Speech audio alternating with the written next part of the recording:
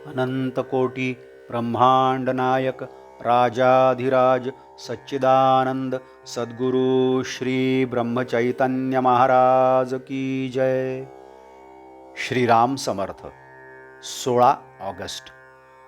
नामाशिवाय कशानेही खरे समाधान नाही। मनुष्य चूक करतो आणि देवा क्षमा कर म्हणतो, पण पुन्हा पुन्हा चुका करीतच राहतो। हे काही योग्य नव्हे। अशाने काही त्याला देव क्षमा नाही करणार। देवा क्षमा कर हे म्हणणे इतके सहज होऊन बसले आहे की त्याचा अर्थच आपल्या ध्यानात येत नाही। तो जर ध्यानात येत असता तर मनुष्य त्या चुका पुन्हा पुन्हा न करता अशा रीतीने आपण आपल्या बुद्धीच्या बळावर परमेश्वराला फसवू शकणार नाही। बुद्धीच्या जोरावर जर आपण माणसालाही फसवू शकत नाही तर परमेश्वर कसा फसेल?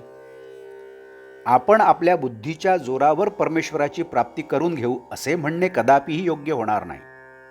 तेव्हा शरणागतीशिवाय मार्ग नाही, ते तुम्ही करा। समाधान काही परिस्थितीवर अवलंबून नाही। कितीही पुराणे वाचली, ग्रंथ मुखोद्गत केले, प्रवचने ऐकली तरी मनाला समाधान लाभणार नाही।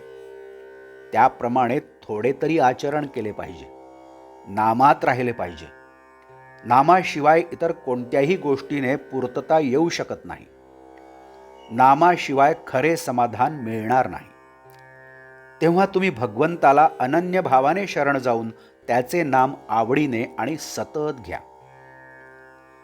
एक गरीब वारकरी पंढरपूरला चालला होता। मोठ्या कष्टाने तो पायी चालला होता। वाटेत एक रेल्वेचे फाटक लागले, ते बंद होते म्हणून तो थांबला। इतक्यात तिथे एक मोटर येऊन उभी राहिली। आत एक मोठा श्रीमंत माणूस बसला होता। तोही पंढरपूरला चालला होता। वारकऱ्याच्या मनात आले, देवा, तुझी एवढी निस्सीम भक्ती मी करतो, परंतु माझी ही दशा आणि हा लबाड व्यापारी, याला मात्र तू सर्व ऐश्वर्य देऊन आरामात पंढरपूरची यात्रा घडवतोस। काय तुझा हा न्याय?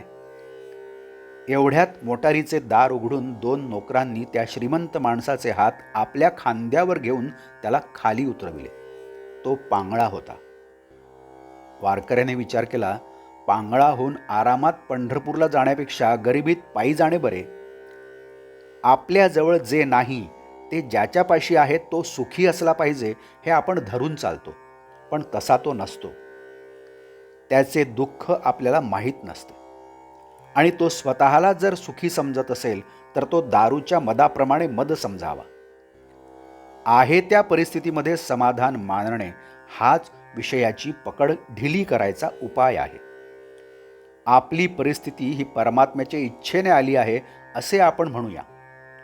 असे जर आपण केले तर दुःखाचा आणि सुखाचा आवेग कमी होईल। आजचे बोधवाक्य: ज्याचे समाधान भगवंतावर अवलंबून आहे त्याचे समाधान कोणत्याही परिस्थितीमध्ये टिकेल। जानकी जीवन स्मरण जय जय राम। नमस्कार। आपण या चॅनलला नवीन असाल तर कृपया सबस्क्राईब करावं ही विनंती। आपण या चॅनलला अजूनही सबस्क्राईब केलं नसेल तर सबस्क्राईब करावं ही सुद्धा विनंती। आपण या चॅनलला सबस्क्राईब करा, लाईक करा, शेअर करा, कमेंट्स द्या आणि बेल आयकन दाबायला मात्र विसरू नका। धन्यवाद।